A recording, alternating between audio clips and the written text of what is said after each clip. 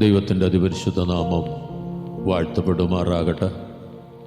ഫിലിപ്പിയ ലേഖനത്തിൽ അപ്പോസ്തലനായ പൗലോസ് തൻ്റെ ജീവിതാനുഭവമായി താൻ ധൈര്യമായി പറയുന്നൊരു വാക്കുണ്ട്: എന്നെ ശക്തനാക്കുന്നവൻ മുഖാന്തരം ഞാൻ സകലത്തിനും മതിയാകുന്നു എന്ന്. ഫിലിപ്പിയ ലേഖനം 4-ാം അധ്യായം 13-ാം വാക്യം. എന്നെ ശക്തനാക്കുന്നവൻ മുഖാന്തരം ഞാൻ സകലത്തിനും മതിയാകുന്നു. നമ്മുടെ ക്രിസ്തീയ ജീവിതത്തിൽ നാം സകലത്തിനും മതിയായവരായി തീരുവാൻ നമുക്കിടയാകണം. ആ സകലത്തിനും മതിയായവർ എന്നൊരനുഭവം നാം ഉണരുമ്പോൾ നമ്മുടെ ജീവിതത്തിൽ നാം വിവിധങ്ങളായ സാഹചര്യങ്ങളിൽ, വിവിധങ്ങളായ അവസ്ഥകളിൽ, വിവിധങ്ങളായ നിലയിൽ ജീവിക്കുന്നവരാണ്. അവരവർക്ക് അവരുടേതായ ജീവിതാനുഭവങ്ങളും ജീവിതാവസ്ഥകളും ജീവിത സാഹചര്യങ്ങളും ഒക്കെയുണ്ട്.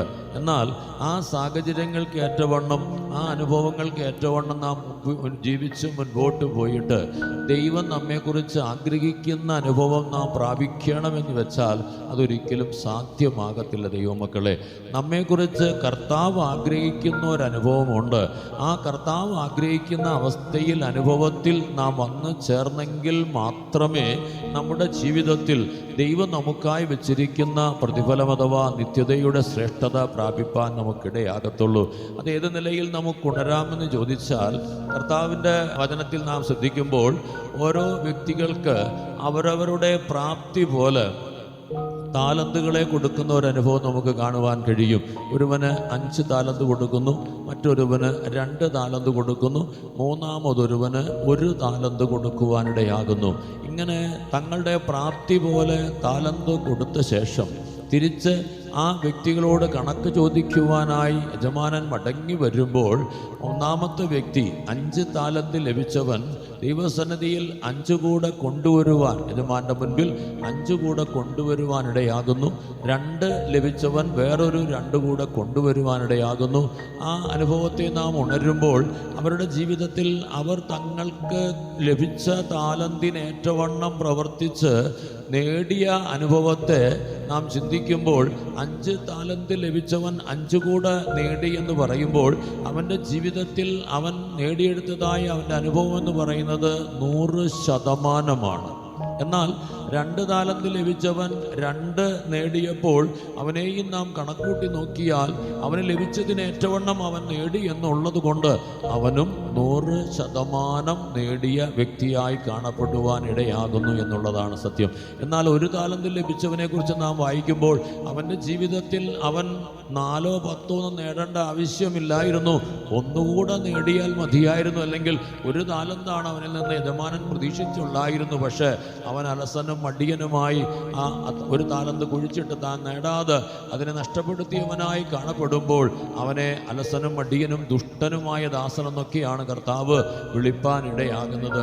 ആകയാൽ തന്നെ നമ്മുടെ ജീവിതത്തിൽ നമുക്കുള്ളതായ ജീവിതാനുഭവങ്ങൾക്കും ജീവിതാവസ്ഥകൾക്കും ഏറ്റവണ്ണം നാം ജീവിച്ച് മുൻപോട്ട് പോകുന്നു. എന്നാൽ നമ്മുടെ ജീവിതത്തിൽ നമ്മുടെ ആ നിലയ്ക്കേറ്റതായ ഒരു മതിയായവൻ എന്നൊരനുഭവത്തിലേക്ക് നാം വരുവാൻ ഇടയാകേണ്ടിയിരിക്കുന്നു. 1 താലന്ത് ലഭിച്ചവൻ്റെ ജീവിതത്തിൽ അവൻ 1 താലന്ത് നേടിയാൽ മതിയായിരുന്നു. പക്ഷേ ആ മതിയായ ഒരനുഭവത്തിലേക്ക് അവൻ വരുന്നില്ല എന്നുള്ളതിനാലാണ് അവൻ തള്ളപ്പെടുവാനിടയായത്. ആകയാൽ തന്നെ ദൈനംദിന നമ്മുടെ ആത്മീക ജീവിതത്തിൽ നമ്മുടെ പ്രാപ്തിക്ക്, നമ്മുടെ കഴിവിന്, നമ്മുടെ ജീവിതാവസ്ഥയ്ക്ക് ഏറ്റവണ്ണം ദൈവം നമുക്ക് തന്നിരിക്കുന്ന ആത്മീക അനുഭവങ്ങളും അനുഗ്രഹങ്ങളും ഒക്കെ പ്രാപിച്ചുകൊണ്ട്, അല്ലെങ്കിൽ ദൈവം നമ്മെ നടത്തുന്ന വഴികളിൽ നാം ദൈവത്തോടു കൂടെ നടന്നുകൊണ്ട് നാം മുൻപോട്ട് പോയി ദൈവം നമ്മെക്കുറിച്ച് ആഗ്രഹിക്കുന്ന അനുഭവത്തിൽ ദൈവത്തിൽ നിന്ന് പ്രാപിപ്പാൻ നമുക്കിടയാകണം. 2 താലന്തേ ലഭിച്ചുള്ളൂ, നാം 2 കൂടെ നേടിയാൽ മതി. പക്ഷെ ആ 2 കൂടെ എന്നുള്ളത് നാം കണക്ക് കൂട്ടി വരുമ്പോൾ അത് 100%. ആ 100% നേടുവാൻ തക്കവണ്ണം ആ നിലയ്ക്ക് ആ വ്യക്തി ഉത്സാഹിക്കേണ്ടിയിരിക്കുന്നു. പ്രാപ്തി കൂടിയ ഒരുവന് 5 താലന്ത് കൊടുത്തു, ശരിയാണ്. അതുകൊണ്ട് അവൻ 2 നേടിയാൽ മതിയെന്നല്ല, അവൻ 5 തന്നെ നേടേണ്ടതുണ്ട്. കാരണം അവൻ 5 കിട്ടി എന്നുള്ളതാണ്. അധികം ലഭിച്ചവനോട് അധികം ചോദിക്കുമെന്ന് യേശു പറയുന്ന ഒരനുഭവം. ആകയാൽ നമ്മുടെ ആത്മീക ജീവിതത്തിൽ നമ്മുടെ അവസ്ഥയ്ക്കും നമ്മുടെ പ്രാപ്തിക്കും പ്രാപ്തിക്കും ഏറ്റവണ്ണം ദൈവം നമ്മെ നടത്തുന്ന വഴികളിൽ നമുക്ക് തരുന്ന അനുഭവങ്ങളിൽ നാം ഉദാസീനരും അലസരുമാകാതെ ഉണർന്ന് ഉത്സാഹത്തോടെ പ്രവർത്തിക്കുന്നവരായി തീരുവാൻ നമുക്കിടയാകണം. ഒറ്റ വാക്കിൽ പറഞ്ഞാൽ, നമ്മെ ദൈവമാക്കി വെച്ചിരിക്കുന്ന സ്ഥാനത്തിനേറ്റവണ്ണം നാം മതിയായവരായി എത്രത്തോളം ദൈവം നമ്മിൽ നിന്ന് പ്രതീക്ഷിക്കുന്നുവോ അത്രത്തോളം നേടുവാൻ നമുക്കിടയാകണം. ഒരു താലന്താണ് ലഭിച്ചതെങ്കിൽ ഒന്നുകൂടെ നേടേണ്ടവരാണ് നാം. ആ ഒരു താലന്ത് നേടുവാൻ തക്കവണ്ണം നാം മതിയായവരായി, അതിന് നാം പ്രാപ്തരായി തീരുവാൻ നമുക്കിടയാകണം. ഇല്ല, 2 താലന്താണ് അല്ലെങ്കിൽ 5 താലന്താണ് ലഭിച്ചിരിക്കുന്നതെങ്കിൽ ആ 5-ന് ഏറ്റവണ്ണം നേടുവാൻ നാം പ്രാപ്തരായെങ്കിൽ, നാം മതിയായവരായെങ്കിൽ നമുക്ക് അത്രത്തോളം നേടിയെടുക്കുവാൻ സാധിക്കത്തുള്ളൂ. അതൊന്നുകൂടെ ഉണരണമെങ്കിൽ 5 താലന്ത് ലഭിച്ചവനാണ് അവൻ ഉത്സാഹിക്കാതെ, അല്ലെങ്കിൽ അവൻ അതിനേറ്റവണ്ണം മതിയായവനായി ശക്തനായി ഉത്സാഹിച്ച് പ്രവർത്തിക്കാതെ അവൻ്റെ പ്രവൃത്തികളിൽ അവന് 3 താലന്തേ ലഭിച്ചുള്ളൂ എന്നിരിക്കട്ടെ. അവൻ്റെ അവസ്ഥയിൽ ദൈവം അവനിൽ സന്തോഷിക്കുമോ അതോ ദൈവം അവനെക്കുറിച്ച് ദുഃഖിക്കുവാനിടയാകുമോ? 1 താലന്ത് ലഭിച്ചവൻ അതുകൊണ്ട് കുഴിച്ചിട്ട് അതിന് പ്രയോജനമില്ലാതാക്കിയപ്പോൾ അവനോട് പറയുന്ന വാക്ക് നമുക്കറിയാം. എന്താണ്? നീ ഇത് പൊൻവാണിഭക്കാരുടെ കയ്യിൽ ഏൽപ്പിക്കേണ്ടതായിരുന്നു, എന്നാൽ ഞാൻ വന്ന് പലിശയോട് വാങ്ങുമായിരുന്നു എന്ന് പറയുന്നു. അങ്ങനെയെങ്കിൽ യജമാനൻ ആ താലന്തുകൾ കൊടുക്കുമ്പോൾ തനിക്ക് വ്യക്തമായ ഉദ്ദേശമുണ്ട്. എന്താണ്? അതിനേറ്റവണ്ണം ആ വ്യക്തി പ്രാപിക്കുവാനിടയാകണം. അവിടെ നാം ശ്രദ്ധിച്ചാൽ നമുക്കത് വ്യക്തമായി മനസ്സിലാകും. 5 താലന്ത് ലഭിച്ചവൻ 4 സമ്പാദിച്ചെന്നോ, 2 പ്രാപിച്ചവൻ 1 കൂടെ സമ്പാദിച്ചുള്ളൂ എന്നൊന്നും അല്ല പറയുന്നത്. അവന് ലഭിച്ചിടത്തോളം തന്നെ അവൻ സമ്പാദിച്ചു അല്ലെങ്കിൽ നേടി എന്നാണ് അവിടെ പറയുവാനിടയാകുന്നത്. ആകയാൽ തന്നെ ദൈവമക്കളെ, നമ്മുടെ ആത്മീയ ജീവിതത്തിൽ നാം ആ ദൈവികമായ പൂർണ്ണത, ആത്മീയമായ ശ്രേഷ്ഠത പ്രാപിപ്പാനാണ് കർത്താവ് നമ്മെക്കുറിച്ച് ആഗ്രഹിക്കുന്നത്.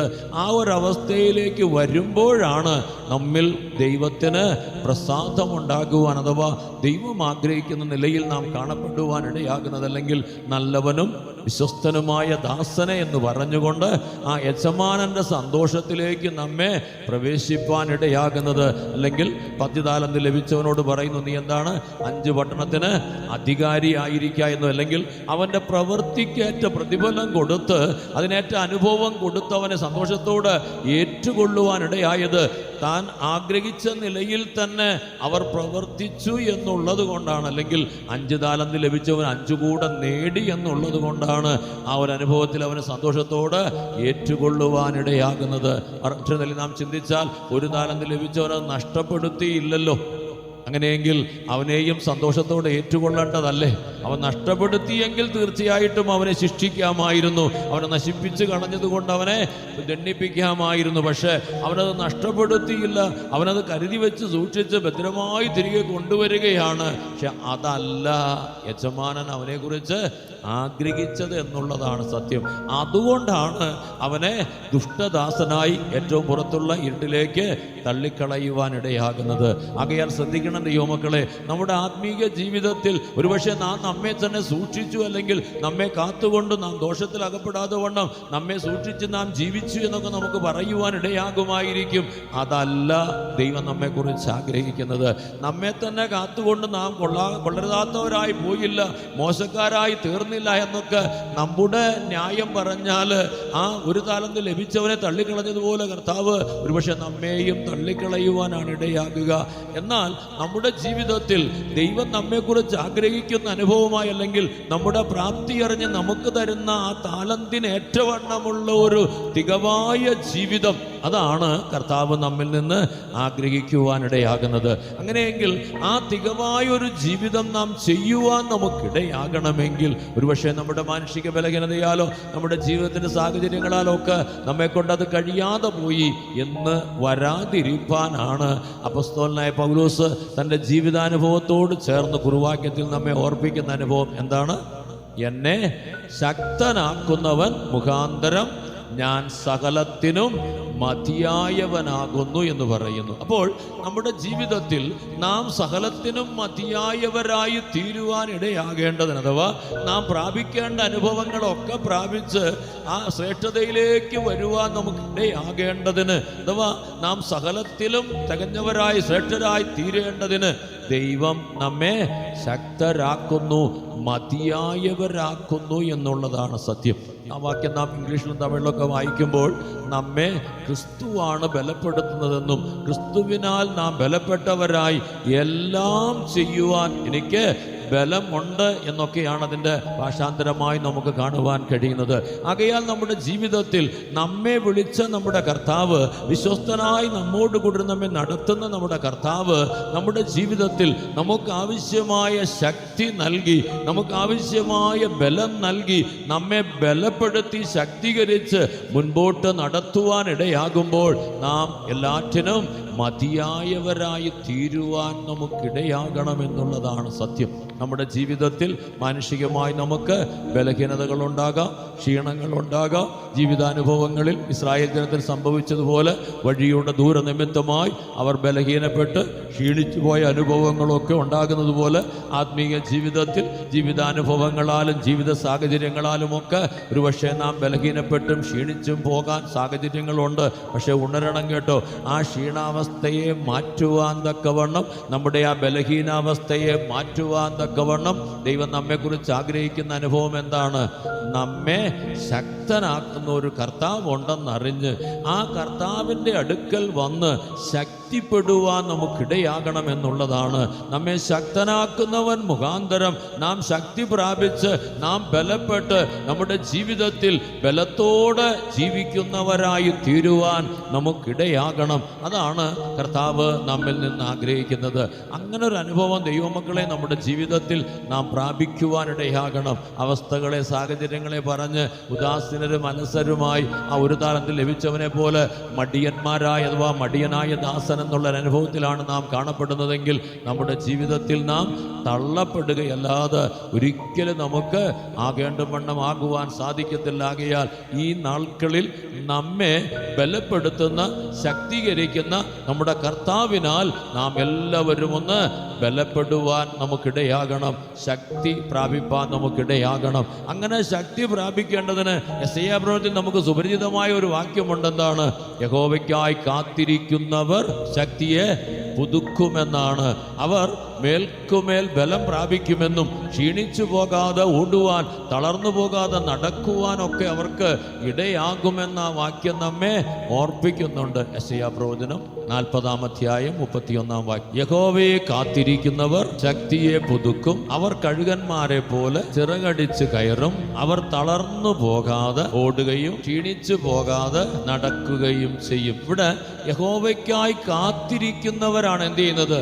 ശക്തി പ്രാപിപ്പാനിടയാകുന്ന. യഹോവയ്ക്കായി കാത്തിരിക്കുന്നവർ ശക്തിയെ പുതുക്കുവാനിടയാകുമെന്ന് നാം വായിക്കുന്നു. ആകയാൽ നമ്മുടെ ജീവിതത്തിൽ നാം ബലപ്പെടേണ്ടതിന്, നാം ശക്തരാകുവാൻ തക്കവണ്ണം ഉത്സാഹിച്ചുകൊണ്ട് ദൈവശക്തിക്കായി കാത്തിരിക്കുന്നവരാകുവാൻ നമുക്കിടയാകണം. യഥാർത്ഥമായ ഒരു ദൈവശക്തി നാം പ്രാപിച്ചെങ്കിൽ മാത്രമേ ശക്തരായി തീരുവാൻ നമുക്കിടയാകുകയുള്ളൂ. നമ്മുടെ മാനുഷിക ബലഹീനതയ്ക്ക് ഇടം കൊടുത്ത് ദൈവത്തിൽ ശക്തിപ്പെടാതെ ആത്മാവിൽ ബലപ്പെടാതെ നാം ജീവിച്ചാൽ ക്ഷീണിച്ചും തളർന്നും പോകുന്നവരായി തീരുവാനിടയാകും. മാനുഷികതയിൽ നമുക്കുണ്ടാകുന്ന അനുഭവം ക്ഷീണവും ബലഹീനതയുമാണെന്ന് തിരുവെഴുത്ത് നമ്മെ ഓർപ്പിക്കുന്നു. ആകയാൽ തന്നെ നമ്മുടെ ജീവിതത്തിൽ നാം ക്ഷീണിച്ചും ബലഹീനപ്പെട്ടും കാണപ്പെടുവാനല്ല നമുക്കിടയാകേണ്ടത്, പിന്നെയോ മേൽക്കുമേൽ ബലം പ്രാപിപ്പാൻ നമുക്കിടയാകണം. ശ്രദ്ധിക്കണം ദൈവമക്കളെ, നാം അതിനുവേണ്ടി യഹോവയ്ക്കായി കാത്തിരിക്കുന്നവരാകുവാനിടയാകണം.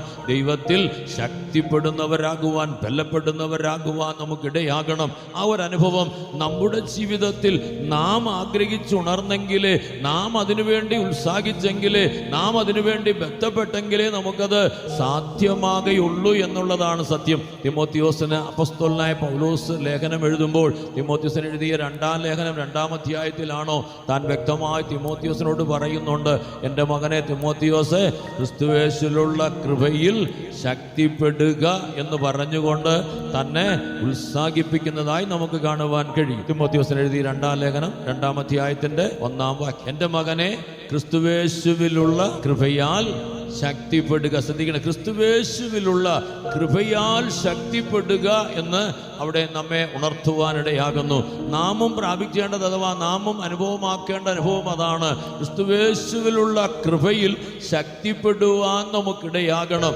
എന്തുകൊണ്ട് അപ്പസ്തോലനായ പൗലോസ് തിമോത്തിയോസിനോട് ഇത് പറയുന്നു എന്ന് ചോദിച്ചാൽ, നമുക്കറിയാം അപ്പസ്തോലനായ പൗലോസിന്റെ ജീവിതത്തിൽ താൻ ബലഹീനപ്പെട്ടതായ സന്ദർഭം വന്നതായി നമുക്ക് കാണുവാൻ കഴിയും. താൻ ഇങ്ങനെ ബലഹീനപ്പെട്ട് ക്ഷീണിതനായിരിക്കുമ്പോൾ തൻ്റെ ശാരീരികമായ ജീവിതാവസ്ഥയിൽ ബലഹീനതയോടെ കാണപ്പെട്ടിട്ട് അതിൽ നിന്നൊരു വിടുതൽ ആഗ്രഹിച്ചുകൊണ്ട് താൻ 3 പ്രാവശ്യം ദൈവത്തോട് പ്രാർത്ഥിച്ചെന്നാണ്.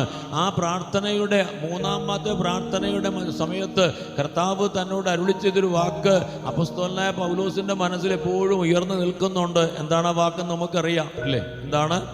എൻ്റെ കൃപ നിനക്ക് മതി, എൻ്റെ ശക്തി നിന്റെ ബലഹീനതയിൽ തികഞ്ഞു വരുന്നു എന്ന് പറയുന്നു. അപ്പോൾ ക്രിസ്തുയേശുവിലുള്ള കൃപയിൽ ശക്തിപ്പെടുവാൻ അപ്പസ്തോലൻ തിമോത്തിയോസിനെ ഉപദേശിക്കുമ്പോൾ തൻ്റെ ജീവിതത്തിൽ താൻ അനുഭവിച്ച ഒരനുഭവം വ്യക്തതയോടെ വെളിപ്പെടുകയാണ്, അഥവാ താൻ ഓർമ്മിക്കുകയാണ്.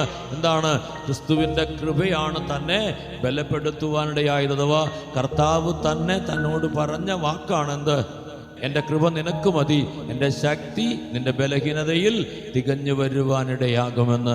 ആകയാൽ ദൈവമക്കളെ, നമ്മുടെ ആത്മീയ ജീവിതത്തിൽ നാം ക്ഷീണിച്ചും തളർന്നും പോകുവാനിടയാകുന്ന ജീവിത സാഹചര്യങ്ങൾ വരുമ്പോൾ ഈ വാക്യം നമ്മുടെ മനസ്സിൽ ഉയരുവാനിടയാകണം. അഥവാ കർത്താവ് നമ്മോട് ഈ വാക്യത്തിലൂടെ നമ്മെ ഉണർത്തുവാനിടയാകണം. കൊരിന്ത്യർക്ക് എഴുതിയ 2-ാം ലേഖനം 12-ാം അധ്യായം 9-ാം വാക്യം, അവൻ എന്നോട് എൻ്റെ കൃപ നിനക്ക് മതി, എൻ്റെ ശക്തി ബലഹീനതയിൽ തികഞ്ഞു വരുന്നു എന്ന് പറഞ്ഞു. അപ്പോൾ ഇവിടെ തൻ്റെ ബലഹീനതയിൽ ആ ദൈവകൃപയാലുള്ള ശക്തി തികഞ്ഞു വരുവാൻ ഇടയായിട്ട് താൻ ബലപ്പെടുവാൻ ഇടയായെന്ന് നമുക്കവിടെ കാണുവാൻ കഴിയുന്നെങ്കിൽ നമ്മുടെയും ജീവിതത്തിൽ ഈ ദൈവശബ്ദം ദൈവമക്കളെ നമ്മുടെ കാതിൽ മുഴങ്ങുവാൻ ഇടയാകണം. അപ്പസ്തോലനായ പൗലോസിനോട് കർത്താവ് പറഞ്ഞ വാക്കാണത്. ഫിലിപ്പിയിൽ നാം കണ്ടത് എന്താണ്? പൗലോസ് അപ്പസ്തോലൻ തന്നെ ശക്തീകരിക്കുന്ന, ബലപ്പെടുത്തുന്ന ക്രിസ്തുവിനാൽ താൻ ബലമുള്ളവനാണ് എന്ന് പറയുന്നു.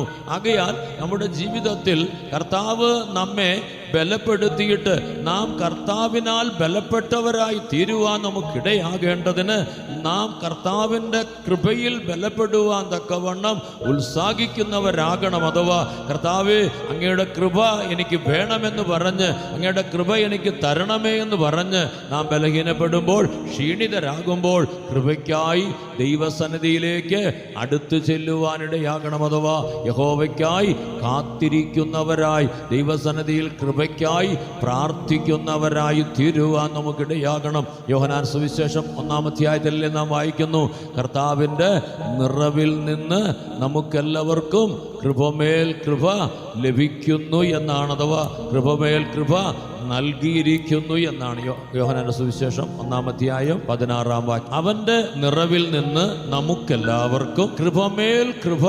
ലഭിച്ചിരിക്കുന്നു എന്നാണ്. ആകയാൽ നമ്മുടെ ജീവിതത്തിൽ കർത്താവിൻ്റെ നിറവിൽ നിന്നാണ് നമുക്ക് കൃപമേൽ കൃപ ലഭിക്കാനിടയാകുന്നത്. ദൈവകൃപയാൽ ശക്തിപ്പെടുവാൻ നമുക്കിടയാകുന്നതും നാം കൃപയ്ക്കായി പ്രാർത്ഥിച്ച് കൃപ പ്രാപിക്കുമ്പോഴാണ് ദൈവസന്നിധിയിൽ. ആകയാൽ തന്നെ വ്യക്തമായി, വ്യക്തിപരമായി നാം ദൈവത്തോട് അടുത്ത് ചെന്ന് ദൈവത്തിനായി കാത്തിരുന്ന് ശക്തി പ്രാപിക്കുവാൻ നമുക്കിടയാകണം. പകരം ചില പ്രിയപ്പെട്ടവരെങ്കിലും തങ്ങളുടെ ജീവിതാവസ്ഥകളിൽ, ജീവിതാനുഭവങ്ങളിൽ തങ്ങൾ ബലഹീനപ്പെടുമ്പോൾ, ക്ഷീണിതരായി തീരുമ്പോൾ മാനുഷികമായ തങ്ങളുടെ ശക്തിയിൽ ബലപ്പെടുവാൻ, അല്ലെങ്കിൽ മാനുഷികമായ തങ്ങളുടെ ജീവിതാവസ്ഥകളിൽ ഉണരുവാൻ ഉത്സാഹിക്കുന്ന അനുഭവം നമുക്ക് കാണുവാൻ കഴിയും. ആ അവസ്ഥയിൽ നാം മുൻപോട്ട് പോയാൽ യെശയ്യാപ്രവചനത്തിൽ മുമ്പേ നാം കണ്ടതായ അനുഭവം എന്താണ്? ബാല്യക്കാർ ക്ഷീണിച്ച് തളർന്നു പോകും, യൗവനക്കാരും ഇടറി വീഴുവാൻ ഇടയാകുമെന്നുള്ളതാണ് സത്യം. മാനുഷിക അനുഭവത്തിൽ നാം ചിന്തിക്കുമ്പോൾ അത് നമ്മെ പരാജിതരാക്കി തീർക്കത്തേ ഉള്ളൂ എന്നുള്ളതാണ് സത്യം. കാരണം നമുക്കറിയാം, ഏതൊരു മനുഷ്യൻ്റെയും ജീവിതത്തിൽ ബാല്യവും യൗവനവും ഒക്കെയാണ് ഏറ്റവും ശക്തമായ അല്ലെങ്കിൽ ബലമുള്ളതായ സമയമെന്ന് പറയുന്നത് മധ്യാഹ്നം കഴിഞ്ഞ് വാർദ്ധക്യത്തിലേക്ക് പോകുമ്പോൾ ശരീരം ബലഹീനപ്പെടുവാനിടയാകുമെന്നാൽ യൗവനവും ഒക്കെ നല്ല ബലമുള്ള സമയമാണ്. പക്ഷേ മാനുഷികമായ ആ ഒരു അനുഭവത്തെ നാം ഉണർന്ന് ആ നിലയിൽ ജീവിപ്പാൻ ഉത്സാഹിച്ചാൽ അവിടെ വാക്യം വ്യക്തമായി പറയുന്നു. എന്താണ്? ബാല്യക്കാർ ക്ഷീണിച്ച് തളർന്നു പോകും, യൗവനക്കാരും ഇടറി വീഴുവാനിടയാകും. ഒറ്റ വാക്കിൽ പറഞ്ഞാൽ മാനുഷിക ബലത്തോട് നാം ജീവിപ്പാൻ ഉത്സാഹിച്ചാൽ ദൈവമക്കളെ ഒരിക്കലും നമുക്ക് ശ്രേഷ്ഠതയിലേക്ക് മുന്നേറുവാനിടയാകത്തില്ല. നാം പതിയെ പതിയെ പുറകോട്ട് പോകുന്നവരായി തീരത്തേ ഉള്ളൂ. അതുകൊണ്ടാണ് ആ മാനുഷികതയിൽ നാം ഇടം കൊടുക്കാതെ സ്വന്തം ബലത്തെ നമ്മുടെ ഭുജമാക്കിക്കൊണ്ട് മനുഷ്യനിൽ ആശ്രയിക്കുന്നവരായി തീർന്ന് ശപിക്കപ്പെട്ടവരായി തീരുവാൻ നമുക്കിടയാകരുതെന്ന് ദൈവത്തിൻ്റെ വചനത്തിൽ യിരെമ്യാ പ്രവചനം 17-ാം അധ്യായത്തിൽ നമുക്ക് വായിപ്പാൻ ഇടയാകുന്ന അതിൻ്റെ 5-ാം വാക്യത്തിൽ നമുക്കത് കാണുവാൻ കഴിയും. ആകയാൽ നമ്മുടെ ജീവിതത്തിൽ നാം വ്യക്തതയോട് ഉണരുവാൻ ഇടയാകേണ്ടതായ അനുഭവം എന്ന് പറയുന്നത് കർത്താവ് നമ്മെ സഹായിച്ചിട്ട് നാം കർത്താവിൽ ബലപ്പെടുവാൻ നമുക്കിടയാകണം. ക്രിസ്തുയേശുവിലുള്ള കൃപയിൽ ബലപ്പെടുവാൻ തക്കവണ്ണം കൃപയ്ക്കായി പ്രാർത്ഥിച്ചുകൊണ്ട് കൃപയ്ക്കായി ആഗ്രഹിച്ചുകൊണ്ട് ആ കൃപയ്ക്ക് വേണ്ടി നാം മുന്നേറി ദൈവസന്നിധിയിൽ കർത്താവിനടുക്കൽ ചെല്ലുവാൻ നമുക്കിടയാകണം. ഇത് നമ്മുടെ ജീവിതത്തിൽ എത്രത്തോളം നമുക്ക് പ്രായോഗികമായി അനുഭവമാകുമെന്ന് ചോദിച്ചാൽ, സെരുബാബേലിന്റെ മുൻപിൽ ഒരു മഹാപർവ്വതം നിൽക്കുന്നതായി നാം വായിക്കുന്നുണ്ട്. അത് തൻ്റെ ജീവിതത്തിൻ്റെ പ്രതികൂലതയായി ഒരു ഉയർന്ന പർവ്വതം തൻ്റെ മുൻപിൽ നിൽക്കുന്ന അക്ഷരീകമായ അവസ്ഥയല്ല. പിന്നെയോ തൻ്റെ ജീവിതത്തിൽ താൻ ദൈവത്തിൻ്റെ ആലയം പണിയുവാൻ ഉദ്ദേശിച്ചുകൊണ്ട് ആലയം പണിക്ക് വേണ്ടി പ്രവർത്തിപ്പാൻ ഒരുങ്ങുന്ന തൻ്റെ ജീവിതത്തിൻ്റെ പ്രവൃത്തിയാണ്. ആത്മീകമായി നമ്മുടെ ജീവിതത്തിൽ നാമും നമ്മെ തന്നെ ദൈവത്തിൻ്റെ ആലയമായി നിത്യതയ്ക്ക് യോഗ്യമായി നമ്മെ തന്നെ ഒരുക്കി അതിനുവേണ്ടി ഉണർന്ന് പ്രവർത്തിച്ചു കൊണ്ടിരിക്കുന്ന ഒരു ജീവിതമാണ്. ആ ജീവിതാവസ്ഥയിൽ നാം മുൻപോട്ട് പോകുമ്പോൾ നമുക്ക് വേണ്ടും വണ്ണം പ്രവർത്തിക്കുവാൻ അല്ലെങ്കിൽ സുഗമമായി മുൻപോട്ട് പോയി നാം പ്രാപിക്കേണ്ട ലക്ഷ്യം പ്രാപിപ്പാൻ ആകേണ്ടും വണ്ണം ആകുവാൻ നമുക്ക് കഴിയാതെ വണ്ണം വലിയൊരു പ്രതികൂലമായി നമ്മുടെ ജീവിതം കാണപ്പെടുമ്പോൾ അല്ലെങ്കിൽ നാം ക്ഷീണിച്ചും തളർന്നും പോകുമ്പോൾ, നമുക്കറിയാം നിരപ്പായ പാതയിലൂടെ പോയാൽ വലിയ ക്ഷീണം ഉണ്ടാകത്തില്ല. മല കയറേണ്ടി വന്നാലോ പർവ്വതം കയറേണ്ടി വന്നാലോ നാം ക്ഷീണിച്ച് തളർന്നു പോകുവാനിടയാകും. അങ്ങനെയെങ്കിൽ സെരുബാബേലിന്റെ മുൻപിലെ അനുഭവം എന്ന് പറയുന്നത് സമഭൂമിയിലൂടെ പോകേണ്ടവനാണ്. പക്ഷേ അവൻ്റെ ജീവിത സാഹചര്യങ്ങളും ജീവിതാവസ്ഥകളും അവനെ വലിയ പ്രതികൂലത്തിൻ്റെ മധ്യ നിർത്തിയിരിക്കുകയാണ്. അവൻ്റെ ലക്ഷ്യം പ്രാപിപ്പാൻ അവന് കഴിയാതെ വണ്ണം ഒരു മഹാപർവ്വതം പോലെ അവൻ്റെ മുൻപിൽ ഉയർന്നു നിൽക്കുന്ന അനുഭവത്തെ കാണുമ്പോൾ അവൻ ദൈവത്തോട് പ്രാർത്ഥിക്കുമ്പോൾ ദൈവം അവന് കൊടുക്കുന്ന ആലോചന അഥവാ ഈ പർവ്വതത്തോടുള്ളതായ ദൈവത്തിൻ്റെ ആലോചന നാം കേൾക്കുന്നുണ്ട്. എന്താണ്?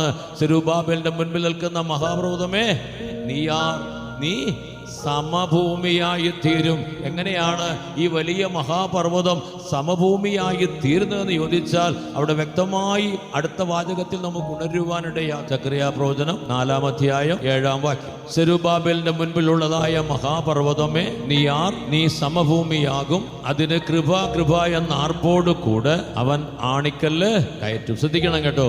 സെരുബാബേലിന്റെ മുൻപില് ഈ പ്രതികൂലത അവനെ തരണം ചെയ്ത് മുൻപോട്ട് പോകാൻ കഴിയാതെ വണ്ണം അവൻ ക്ഷീണിതനായി ബലഹീനനായി തീരുമ്പോൾ കർത്താവ് പറയുന്ന വാക്കെന്താണ്?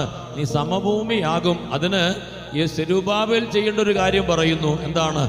കൃപ എന്ന് ആർക്കുവാനിടയാകണമെന്നാണ്. കൃപ എന്ന് ആർക്കുവാൻ. തമിഴിൽ കൃപയുണ്ടാവതാക എന്ന് പറയുന്ന ഒരനുഭവം അല്ലെങ്കിൽ കൃപയുണ്ടാകട്ടെ എന്ന് പറയുന്നതായ ഒരനുഭവം നമ്മുടെ ജീവിതത്തിൽ ഉണ്ടാകുമ്പോൾ ആ നിലയിൽ നമ്മിൽ കൃപയുണ്ടാകുമ്പോഴാണ്, അഥവാ നാം കൃപയ്ക്കായി പ്രാർത്ഥിച്ച് കൃപ എന്നാർത്ത് എനിക്ക് കൃപ വേണം എന്ന് പറഞ്ഞ് കൃപയ്ക്കായി പ്രാർത്ഥിച്ച് കൃപ പ്രാപിക്കുമ്പോഴാണ് യഥാർത്ഥത്തിൽ എന്ത് സംഭവിക്കുന്നത്? ഈ മഹാപർവ്വതം സമഭൂമിയായി തീരുവാനിടയാകുന്നത്. അതിന് പകരമായിട്ട് നമ്മുടെ കഴിവ് കൊണ്ട് നമ്മുടെ മിടുക്കുകൊണ്ട് നാം ഈ പർവ്വതം കയറി അപ്പുറം കടക്കാമെന്ന് ചിന്തിച്ചാൽ എന്തായിരിക്കും അവസ്ഥ? വളരെ അധികമായി നാം ബലഹീനപ്പെട്ട് തളർന്നു പോകുന്ന അനുഭവമേ നമുക്കുണ്ടാകത്തുള്ളൂ.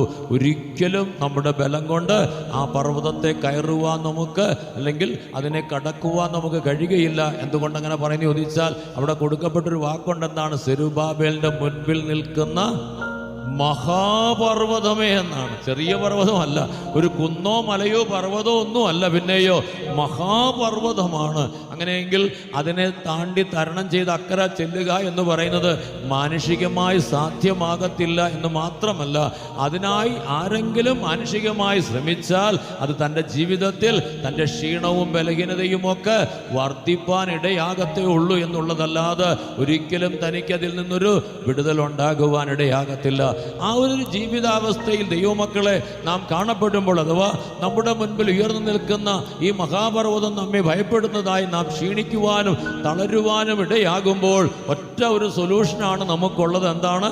ക്രിസ്തുവേശുവിലുള്ള ദൈവകൃപയിൽ ശക്തിപ്പെടുവാൻ നമുക്കിടയാകണം. അഥവാ ആ സെരുബ്ബാബേലിനോട് ദൈവം പറഞ്ഞതുപോലെ, സെരുബ്ബാബേൽ ദൈവത്തിൽ ആശ്രയിച്ച് വ്യക്തതയോടെ പറഞ്ഞതുപോലെ എന്തു പറയണം?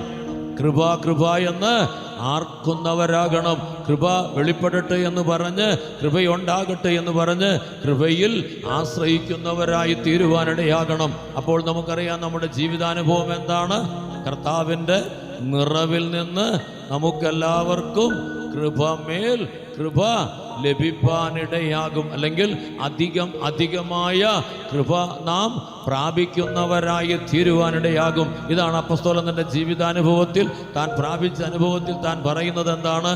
എന്നോടുള്ള ദൈവകൃപ വ്യർത്ഥമായതുമില്ല എന്ന് പറഞ്ഞുകൊണ്ട് ഞാൻ മറ്റെല്ലാവരെക്കാളും അധികം അധ്വാനിച്ചു എന്ന് പറവാൻ ഇടയാകുന്ന ഒരനുഭവം. നാം പ്രവർത്തിക്കേണ്ട പ്രവർത്തികൾ ചെയ്ത് പ്രാപിക്കേണ്ട അനുഭവങ്ങൾ പ്രാപിക്കുമ്പോൾ, അല്ലെങ്കിൽ ഒരു താലന്ത് ലഭിച്ചവൻ്റെ അനുഭവത്തിലല്ല, 2ഉം 3ഉം താലന്ത് 2ഉം 5ഉം താലന്ത് ലഭിച്ചവൻ്റെ അവസ്ഥയിൽ 2 കൂടെ നേടുവാൻ 5 കൂടെ നേടുവാൻ നാം പ്രവർത്തിക്കേണ്ടവരായിരിക്കുമ്പോൾ, അധ്വാനിക്കേണ്ടവരായിരിക്കുമ്പോൾ, അതിനുവേണ്ടി നാം പ്രയാസപ്പെടുന്ന ജീവിത സാഹചര്യങ്ങളിൽ നമ്മെ പിശാച് ബലഹീനപ്പെടുത്തി, സാഹചര്യങ്ങൾ നമ്മെ ക്ഷീണിപ്പിച്ച് നാം പിന്മാറുവാൻ ഇടയാകേണ്ടതായ അവസ്ഥകൾ വരുമ്പോൾ, അപ്പസ്തോലനായ പൗലോസിനോട് ചേർന്ന് നാമും കൃപ മതി കർത്താവേ എന്ന് പറഞ്ഞ് കൃപ പ്രാപിച്ചാൽ നമുക്ക് പറയാൻ ഇടയാകുന്ന അനുഭവം എന്താണ്?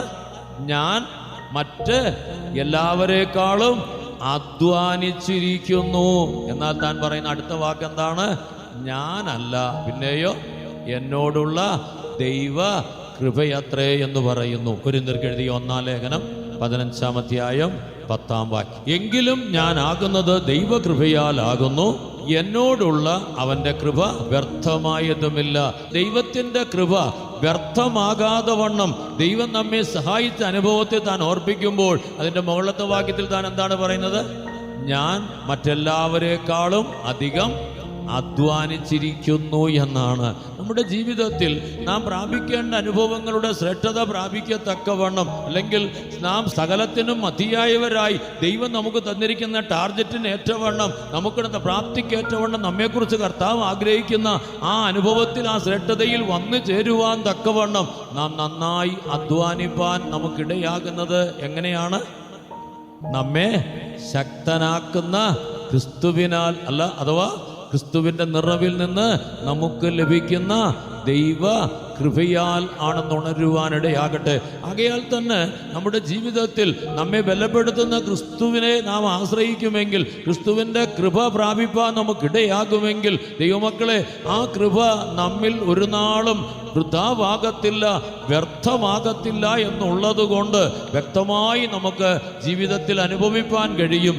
നാം നല്ല പോർ ചെയ്യുന്നവരായി, നല്ല പ്രവൃത്തി ചെയ്യുന്നവരായി, നല്ല ഓട്ടം ഓടുന്നവരായി, നന്നായി നമ്മുടെ വിശ്വാസത്തെ കാക്കുന്നവരായി അവസാനത്തിൽ ആ ജീവകിരീടം അഥവാ നമുക്ക് വെച്ചിരിക്കുന്ന പ്രതിഫലം വാങ്ങുവാൻ തക്കവണ്ണം യോഗ്യരായി കാണപ്പെടുവാൻ നമുക്ക് ഇടയാകും. ഇതാണ് നമ്മുടെ ജീവിതത്തിൽ നാം പ്രായോഗികമാക്കേണ്ടതായ അനുഭവം. ഇവിടെ ശ്രദ്ധിക്കേണ്ട മറ്റൊരു കാര്യമുണ്ട്.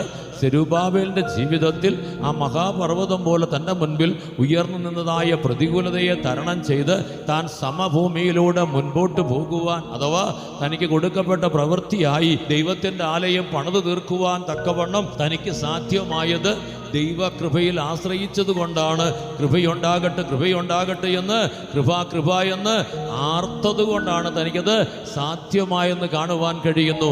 നമ്മുടെ ദൈനംദിന ജീവിതത്തിൽ അഥവാ നമ്മുടെ ആത്മീയ ജീവിതത്തിൽ നാം ദൈവത്തിൻ്റെ ആലയമായി കർത്താവിൻ്റെ സന്നിധിയിൽ പൂർണ്ണത പ്രാപിച്ച് തികവ് പ്രാപിച്ച് കർത്താവിൻ്റെ വരവിൽ എടുത്തുകൊള്ളപ്പെടുവാൻ യോഗ്യരാകേണ്ട, അല്ലെങ്കിൽ നാം ആരംഭത്തിൽ ചിന്തിച്ചതുപോലെ 2 താലന്ത് ലഭിച്ചവരായിരിക്കെ നാം 2 കൂടെ നേടേണ്ടവരായി തികഞ്ഞവരാകേണ്ടതിന് 5 താലന്ത് ലഭിച്ചിരിക്കെ 5 കൂടെ നേടി നാം തികഞ്ഞവരാകേണ്ടതിന് പരിശ്രമിക്കുമ്പോഴാണ് ഈ മഹാപർവ്വതം നമ്മുടെ മുൻപിൽ വരുന്നതെങ്കിൽ ആ മഹാപർവ്വതത്തെ കണ്ടുകൊണ്ട് മാനുഷികതയിൽ നാം വെല്ലുവിളിച്ചുകൊണ്ട് മാനുഷികതയിൽ നാം അതിനെ ഉത്സാഹിച്ചുകൊണ്ട് പിക്കാസും തൂമ്പായും കോടാലിയും ഒക്കെ എടുത്ത് അതിനെ നിരപ്പാക്കുവാൻ ശ്രമിച്ചാൽ, അല്ലെങ്കിൽ JCB ഒക്കെ വിളിച്ച് ഹിറ്റാച്ചിയൊക്കെ വിളിച്ച് അതിനെ ഒന്ന് നിരപ്പാക്കി മുൻപോട്ട് പോകാമെന്ന് ചിന്തിച്ചാൽ, മാനുഷികമായ നമ്മുടെ ചിന്തയിലും താല്പര്യത്തിലും നാം ഈ പ്രതികൂലതയെ മാറ്റാമെന്ന് ചിന്തിച്ച് അതിനുവേണ്ടി പരിശ്രമിച്ചാൽ ഒരിക്കലും നമുക്ക് അതിനെ തരണം ചെയ്ത് മുൻപോട്ട് പോകുവാൻ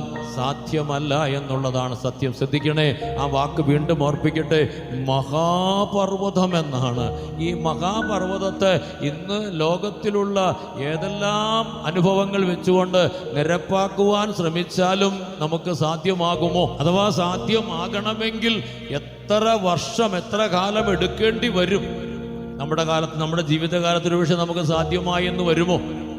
ഇതൊക്കെ വെറുതെ നമ്മുടെ മാനുഷികതയിൽ നാം ഉത്സാഹിക്കുന്ന ഭോഷത്വത്തിൻ്റെ പ്രവൃത്തികളാണ് ദൈവമക്കളെ. ഇതിനേക്കാളൊക്കെ എളുപ്പമായ ഒരു മാർഗമാണ് നാം മുമ്പേ കണ്ടത്. എന്താണ്? എത്ര വലിയ മഹാപർവ്വതമായിക്കൊള്ളട്ടെ, എത്ര നിലയിൽ പ്രതികൂലത ശക്തമായി വന്നുകൊള്ളട്ടെ, നമുക്ക് സിമ്പിളായി എളുപ്പമായി അതിനെ ദൂരീകരിച്ച് നീക്കി ഇല്ലാതാക്കി മുൻപോട്ട് പോകാൻ സാധിക്കുന്ന എളുപ്പമാർഗം തിരുവെഴുത്ത് നമ്മോട് പറയുന്നു. എന്ത് ചെയ്യണം? കൃപ എന്ന് ആർക്കുവാനിടയാകണം. അഥവാ കൃപയാൽ അതിനെ തരണം ചെയ്യുന്നവരാകുവാൻ നമുക്കിടയാകണം. ശ്രദ്ധിക്കണം, ഇവിടെ വളരെ ശ്രദ്ധിക്കണം കേട്ടോ. ഈ മഹാപർവ്വതത്തെ തരണം ചെയ്യുവാൻ മാനുഷികത കൊണ്ട് ശ്രമിക്കാതെ, നമ്മുടെ മാനുഷിക പ്രയത്നം കൊണ്ട് അതിനുവേണ്ടി ഉത്സാഹിക്കാതെ നാം ചെയ്യേണ്ട പ്രവൃത്തി എന്താണ്? കൃപയുണ്ടാകട്ടെ എന്നല്ലെങ്കിൽ കൃപ എന്ന് ആർക്കുവാനിടയാകുന്ന അനുഭവം. ആർക്കാണ്, എങ്ങനെയാണ് കൃപ ലഭിക്കുക? താഴ്മയുള്ളവർക്കാണ് കൃപ ലഭിക്കാനിടയാകുന്നത്. യാക്കോബ് അപ്പസ്തോലനും പത്രോസ് അപ്പസ്തോലനും ഒക്കെ നമ്മെ വ്യക്തമായി ഓർപ്പിക്കുന്നുണ്ട്. എന്താണ്? താഴ്മയുള്ളവർക്ക് കൃപ ലഭിക്കാനിടയാകുന്നു എന്നാണ്. അതിൻ്റെ മുകളിൽ മറ്റൊരു കാര്യം കൂടി ഓർപ്പിക്കുന്നുണ്ട്. നിഗളികളോട് ദൈവം എതിർത്ത് നിൽക്കുന്നു. മാനുഷിക നിഗളത്തിൽ, ഉന്നത ഭാവത്തിൽ മനുഷ്യൻ ചെയ്യുന്ന പ്രവൃത്തിയാണ്, കൊള്ളാം, നീ മഹാപർവ്വതമായി എൻ്റെ മുന്നിൽ നിൽക്കുന്നു, നിനക്ക് എന്നെ അറിയത്തില്ലാത്തത് കൊണ്ടാണ് ഞാൻ നിന്നെ കാണിച്ചു തരാമെന്നൊക്കെ പറഞ്ഞ് നാട്ടിലുള്ള മുഴുവൻ ഹിറ്റാച്ചിയും വിളിച്ച് ഇടിച്ചു നിരത്താൻ തുടങ്ങുന്ന മനുഷ്യൻ്റെ ജീവിതാവസ്ഥ എന്താണ്? നിഗളം, അഥവാ തൻ്റെ അഹങ്കാരമാണ്. അഥവാ മറ്റു നിലയിൽ പറഞ്ഞാൽ തൻ്റെ മാനുഷികതയിൽ താൻ ആശ്രയിച്ച് ശപിക്കപ്പെട്ടവനായി തീരുന്ന അനുഭവമാണ്. ഇരമ്യ 17:5 നമുക്കത് കാണുവാൻ കഴിയുന്നുണ്ട്. ആകയാൽ തന്നെ ആ നിലയിൽ നാം ബന്ധപ്പെടാതെ, അതിനുവേണ്ടി പ്രയാസപ്പെടാതെ, പകരം നാം ദൈവസന്നിധിയിൽ താൻ എന്തു പറയണം? കർത്താവേ, ഇത് മഹാപർവ്വതമാണ്, എന്നെക്കൊണ്ട് ഒരിക്കലും ഒരു വിധത്തിലും സാധിക്കത്തില്ല.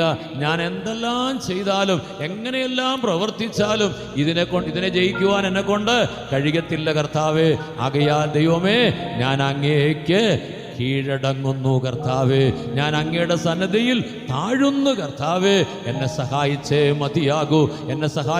മതിയാകൂ എന്ന് പറഞ്ഞ് കർത്താവിന് കീഴടങ്ങുമ്പോഴാണ്, കർത്താവിൻ്റെ സന്നിധിയിൽ താഴുമ്പോഴാണ് കർത്താവ് നമുക്ക് കൃപ നൽകുവാനിടയാകുന്നത്.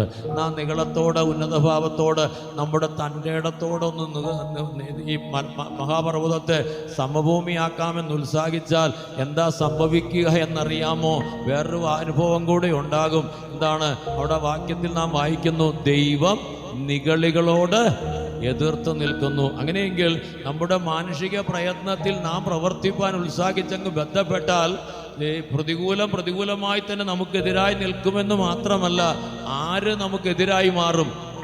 ദൈവവും നമുക്ക് എതിരായി മാറുവാനിടയാകും. ഇല്ലേ, നീ ഒരു ദിവസം ബന്ധപ്പെട്ട് ഒരേക്കർ സ്ഥലത്തെ മല മാറ്റിയാൽ പിറ്റേ ദിവസം നീ ഉണർന്നെഴുന്നേൽക്കുമ്പോൾ ദൈവം നിനക്ക് പ്രതികൂലമാകയാൽ നിന്റെ മുൻപിൽ കാണപ്പെടുന്നത് ഒരേക്കർ സ്ഥലത്തെ മലയായിരിക്കത്തില്ല, പിന്നെയോ 2 ഏക്കർ ആയിരിക്കും. അത് മുമ്പോട്ട് വളർന്നു വന്ന് നിനക്കെതിരായി നിൽക്കുവാനിടയാകും. അല്ലെങ്കിൽ മറ്റു നിലയിൽ പറഞ്ഞാൽ പ്രതികൂലത വർദ്ധിക്കുവാനിടയാകും. കാരണം പ്രതികൂലത വരുത്തുന്ന ശക്തികൾക്കറിയാം ദൈവം ഇപ്പോൾ ഇവന് പ്രതികൂലമായിരിക്കുകയാണ്. അതുകൊണ്ട് ആ പ്രതികൂലത വരുത്തുന്ന ശക്തികൾ എന്ത് ചെയ്യും? പ്രതികൂലത വർദ്ധിപ്പിക്കത്തേ ഉള്ളൂ. ചുരുക്കത്തിൽ നിന്റെ മാനസിക പ്രയത്നത്താൽ നികളത്തോടെ ഉന്നതഭാവത്തോടെ നീ പ്രവർത്തിക്കുന്ന നിന്റെ പ്രവൃത്തികളൊക്കെ നിനക്ക് ഇരട്ടിയായ ദോഷമായി തീരത്തേ ഉള്ളൂ. നാശത്തിനത് ഹേതുവായി മാറത്തേ ഉള്ളൂ. അതിനേക്കാൾ നല്ലത് പ്രിയമുള്ളവരെ, നാം ദൈവസന്നിധിയിൽ താഴ്ത്തി, കർത്താവേ എന്നെ കൊണ്ടത് സാധിക്കത്തില്ല പിതാവേ, എന്നെ കൊണ്ട് മാനുഷികതയിൽ ഒരിക്കലും എനിക്ക് സാധിക്കത്തില്ല, അതിനേറ്റവണ്ണം ഇത് മഹാപർവ്വതമാണ്. എന്നാൽ എൻ്റെ മഹാനായ ദൈവം, അത്യുന്നതനായ ദൈവം, സർവശക്തനായ ദൈവം എന്നെ സഹായിച്ചാൽ എനിക്കിത് സാധിക്കും കർത്താവേ. ആകയാൽ അങ്ങയുടെ കൃപ എനിക്ക് തരണം. ഞാൻ താഴുന്നു കർത്താവേ, തിരുസന്നിധിയിൽ ഞാൻ താഴുന്നു, അങ്ങയുടെ കൃപ എനിക്ക് തരണമെന്ന് പറഞ്ഞ് കൃപയ്ക്കായി പ്രാർത്ഥിക്കുമെങ്കിൽ, കൃപയ്ക്കായി നിലവിളിക്കുമെങ്കിൽ ദൈവം തൻ്റെ കൃപ നമുക്ക് തരുവാനിടയാകും. ആ കൃപയാൽ നമുക്ക് ഈ മഹാപർവ്വതത്തെ സമഭൂമിയാക്കുവാൻ, ആണിക്കല്ല് കയറ്റി അതിനെ തകർത്ത് സമഭൂമിയാക്കുവാൻ നമുക്കിടയാകും. ആകയാൽ നമ്മുടെ ജീവിതത്തിൽ നാം എപ്പോഴും നമ്മെ താഴ്ത്തുന്നവരായി തീരുവും. മറ്റൊരു നിലയിൽ പറഞ്ഞാൽ നാം ദൈവത്തിന് കീഴടങ്ങുന്നവരായി തീരുവാനിടയാകണം. യാക്കോബ് അപ്പോസ്തലൻ നമ്മോട് വ്യക്തമായി പറയുന്ന ഒരു കാര്യമാണെന്ത്? ദൈവത്തിന് കീഴടങ്ങുവിൻ. ദൈവത്തിന് കീഴടങ്ങിയിട്ട് എന്ത് ചെയ്യണം? പിശാചിനോട് എതിർത്ത് നിൽപ്പിൻ, എന്നാൽ അവൻ എന്ത് ചെയ്യുമെന്നാണ്? നിങ്ങളെ വിട്ട് ഓടിപ്പോകുവാനിടയാകുമെന്നാണ്. ദൈവമക്കളെ, നമ്മേക്കാൾ 10 മടങ്ങ് ശക്തനായ പിശാചിനെ നാം എതിർത്ത് തോൽപ്പിക്കണമെങ്കിൽ, അവൻ നമ്മെ വിട്ട് ഓടിപ്പോകുവാനിടയാകണമെങ്കിൽ നമ്മുടെ കഴിവ് കൊണ്ടോ നമ്മുടെ ബലം കൊണ്ടോ ഒന്നും നമുക്ക് സാധ്യമാകത്തില്ല. പിന്നെ നാം എന്ത് ചെയ്യണം? ദൈവത്തിന് കീഴടങ്ങണം. യാക്കോബിന്റെ ലേഖനം 4-ാം അധ്യായം 7-ാം വാക്യം. ആകയാൽ നിങ്ങൾ ദൈവത്തിന് കീഴടങ്ങുവിൻ, പിശാചിനോട് എതിർത്ത് നിൽപ്പിൻ, എന്നാൽ അവൻ നിങ്ങളെ വിട്ട് ഓടിപ്പോകും. ശ്രദ്ധിക്കണം ദൈവമക്കളെ, നമ്മുടെ ആത്മീയ ജീവിതത്തിൽ നാം ദൈവം ആഗ്രഹിക്കുന്ന നിലയിലേക്ക് വരാതെ വണ്ണം നമ്മോട് പോരാടുന്ന ഈ പ്രതികൂലങ്ങളും പ്രശ്നങ്ങളും പ്രയാസങ്ങളും ഒക്കെ ഉണ്ടാക്കുന്ന ശക്തി ഏതാണ്? നമുക്ക് വ്യക്തമായിട്ടറിയാം, നമ്മുടെ പ്രതിയോഗിയായ പിശാചാണ്. ആ പിശാചാണ് നമ്മെ മുൻപോട്ട് വിടാതെ, ശ്രേഷ്ഠത പ്രാപിക്കാതെ, ദൈവിക അനുഭവങ്ങളിൽ വളരുവാൻ നമുക്കിടയാകാതെ നമ്മെ പുറകോട്ട് വലിപ്പാൻ ഇടയാകുന്നത്. നമ്മിൽ മടി കൊണ്ടെന്ന്, ഉദാസീനത കൊണ്ടെന്ന്, നിനക്ക് 2 ലഭിച്ചല്ലോ, നീ അതങ്ങ് സൂക്ഷിച്ചാൽ മതി, അല്ലെങ്കിൽ നിനക്ക് 1 ലഭിച്ചത്, നീ അതങ്ങ് സൂക്ഷിച്ചാൽ മതി, നീ മെനക്കെടണ്ട എന്നൊക്കെ പറഞ്ഞ് നമ്മെ ക്ഷീണിപ്പിച്ച് അധൈര്യപ്പെടുത്തി മടിയുണ്ടാക്കുന്നത് പിശാചിന്റെ പ്രവൃത്തിയാണ്. ദൈവമക്കളെ, നാം അത് കേട്ട് അലസരായി കിടന്നുറങ്ങുവാൻ പോയാൽ ഉറങ്ങുന്നവൻ രാത്രിയിൽ ഉറങ്ങുന്നു എന്നാണ്. പിശാചിന്റെ അധീനതയിൽ ഉൾപ്പെട്ടവനായി തൻ്റെ പ്രയത്നങ്ങളൊക്കെ നഷ്ടപ്പെടുത്തി അവൻ ഉറങ്ങുന്നവനായി, മയങ്ങുന്നവനായി, മടിയനായി തീരുമ്പോൾ അവൻ്റെ പ്രവൃത്തികളിൽ അവനൊന്നും നേടുവാൻ കഴിയാതെ പിശാച് അവനെ തോൽപ്പിക്കുവാനിടയാകുന്നു. അവൻ ഏറ്റവും പുറത്തുള്ള ഇരുട്ടിലേക്ക്, അഥവാ പിശാചിന്റെ ദൂതന്മാർക്കും ഒരുക്കിയിരിക്കുന്ന വാസസ്ഥലത്തേക്ക് പോകുവാൻ ഇടയാകുന്നു. എന്നാൽ നാം ദൈവത്തിന് കീഴടങ്ങിക്കൊണ്ട് പിശാച് എന്തെല്ലാം പ്രതികൂലത നമ്മുടെ മുൻപിൽ ഉയർത്തിക്കൊണ്ട് വന്നാലും, എന്തെല്ലാം തടസ്സങ്ങൾ നമുക്കെതിരായി കൊണ്ടുവന്നാലും, ആത്മീയ ജീവിതത്തിൻ്റെ ശ്രേഷ്ഠതയ്ക്ക്, അനുഗ്രഹത്തിന് തടസ്സമായി വരുന്ന എല്ലാ ജീവിതാവസ്ഥകളെയും പിശാച് ശക്തിയോടെ കൊണ്ടുവന്നാലും നാം ദൈവത്തിന് കീഴടങ്ങിക്കൊണ്ട് ദൈവകൃപ പ്രാപിച്ചുകൊണ്ട് പിശാചിനോട് എതിർത്ത് നിന്നാൽ നമുക്കറിയാം, ദൈവത്തിൻ്റെ വചനം നമുക്ക് ഉറപ്പ് നൽകുന്നു, ഈ പ്രതികൂലങ്ങളൊക്കെ നമ്മെ വിട്ട് ഓടിപ്പോകുവാനിടയാകും. സങ്കീർത്തനങ്ങളിൽ നാം വായിക്കുന്ന ഒരു വേദഭാഗമുണ്ട്, പർവ്വതങ്ങളെ നിങ്ങൾ വിറയ്ക്കുന്നതെന്ത്, സമുദ്രമേ നീ പിൻവാങ്ങി ഓടുന്നതെന്ത്. എന്താ കാരണം? സർവശക്തനായ ദൈവത്തിൻ്റെ പെട്ടകം പുരോഹിതന്മാർ ചുമന്നുകൊണ്ട് യോർദാനിലേക്ക് ഇറങ്ങുമ്പോൾ യോർദാന്റെ വെള്ളം ഇരുകരകളിലേക്കും മാറുവാനിടയാകുകയാണ്.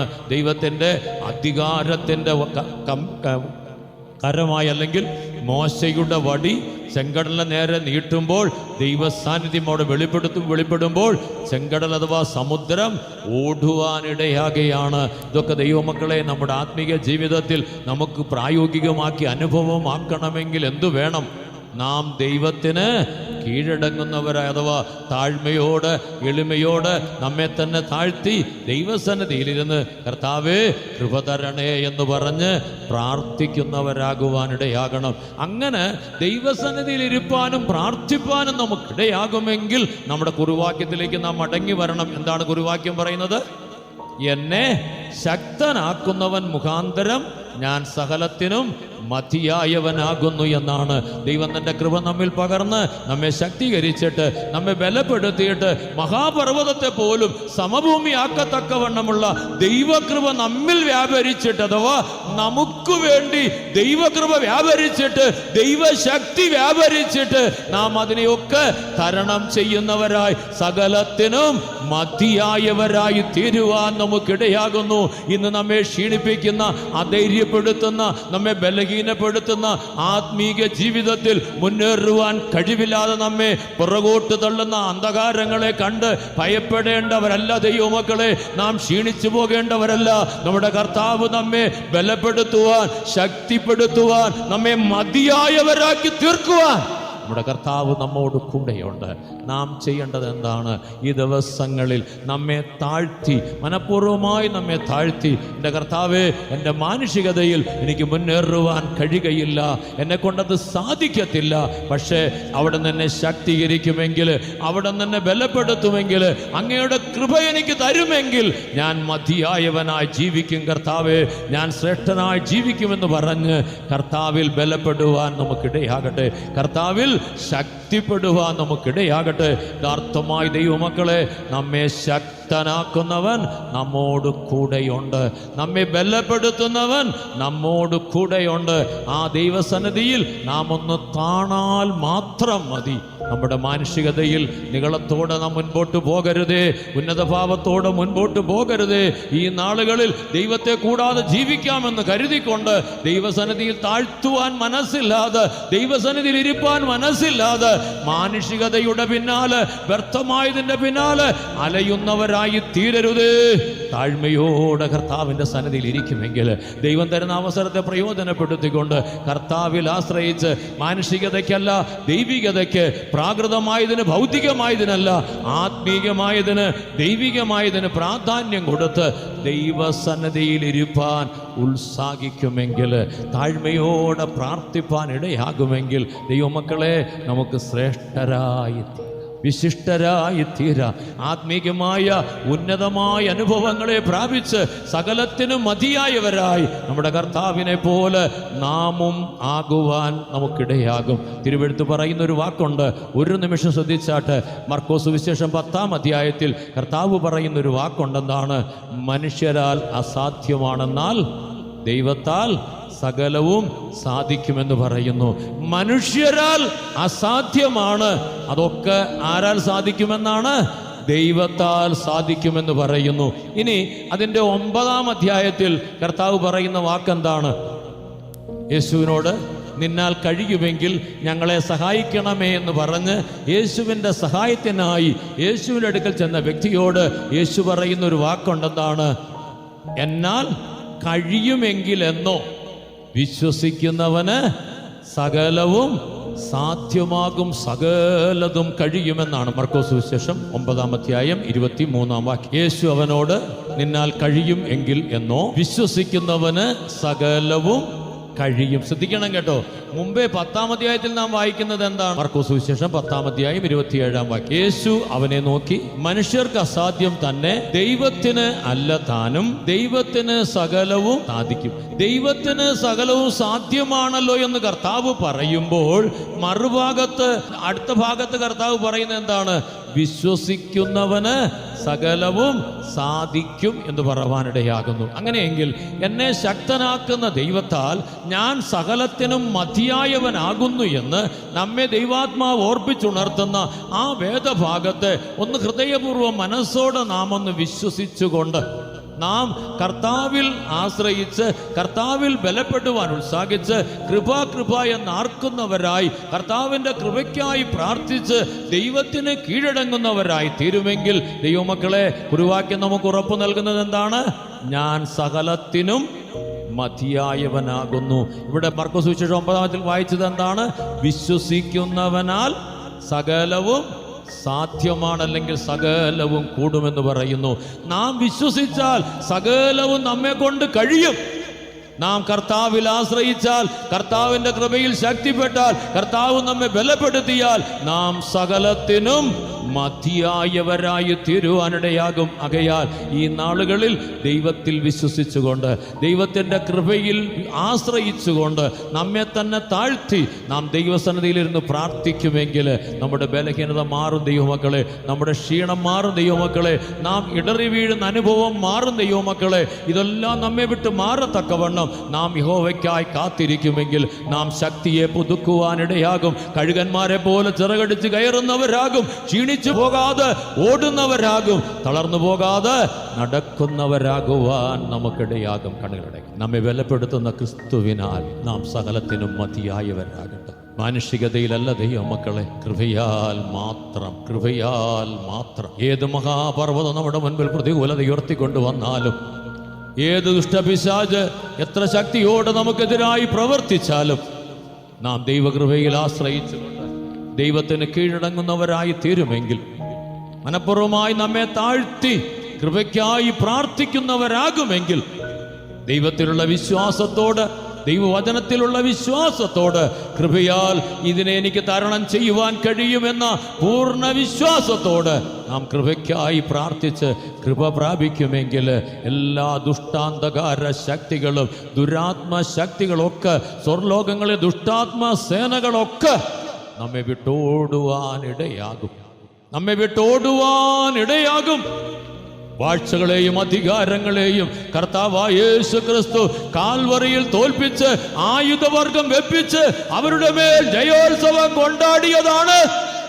ആകയാൽ ആ കർത്താവിനാൽ നാമും ബലപ്പെട്ടുകൊണ്ട്, ശക്തരായിക്കൊണ്ട്, ബലഹീനതയിൽ നിന്ന് ബലം പ്രാപിച്ചുകൊണ്ട്, മേൽക്കുമേൽ ബലം പ്രാപിച്ചുകൊണ്ട് സകലത്തിനും മതിയായവരായി തീരുവാൻ വിശ്വസിക്കുന്നതിനാൽ സകലവും നമുക്ക് കഴിയുമെന്നുള്ളതിനാൽ ദൈവകൃപ നമ്മിൽ പകരപ്പെട്ട് നാം സകലത്തിനും മതിയായവരായി തീരുവാൻ, നമ്മുടെ ലക്ഷ്യം പ്രാപിപ്പാൻ, പൂർണ്ണത പ്രാപിപ്പാൻ, തികവ് പ്രാപിപ്പാൻ, നമുക്ക് ലഭിച്ച ദൈവകൃപയ്ക്കേറ്റവണ്ണം നമ്മിൽ പകരപ്പെട്ടതായ താലന്തിന്, നമ്മുടെ പ്രാപ്തിക്കേറ്റവണ്ണം നമുക്ക് പകരപ്പെട്ട താലന്തിന് ഏറ്റവണ്ണം നമ്മുടെ ജീവിതം ആ 100 മേനി എന്ന അനുഭവത്തിലേക്ക്, ആ പൂർണ്ണതയുടെ അനുഭവത്തിലേക്ക് നമുക്ക് കൊണ്ടുവരുവാൻ ഇടയാകുമെന്ന് വിശ്വസിച്ചുകൊണ്ട്, വിശ്വാസത്താൽ നമ്മെ താഴ്ത്തി സമർപ്പിച്ചേൽപ്പിച്ച് ദൈവകൃപയാൽ അത് പ്രാപിപ്പാൻ നമുക്കിടയാകേണ്ടതിനായി നമ്മെ തന്നെ ഏൽപ്പിച്ചു കൊടുത്ത് എല്ലാവരും കരങ്ങളെ ഉയർത്തി സ്തോത്രം ചെയ്യാം.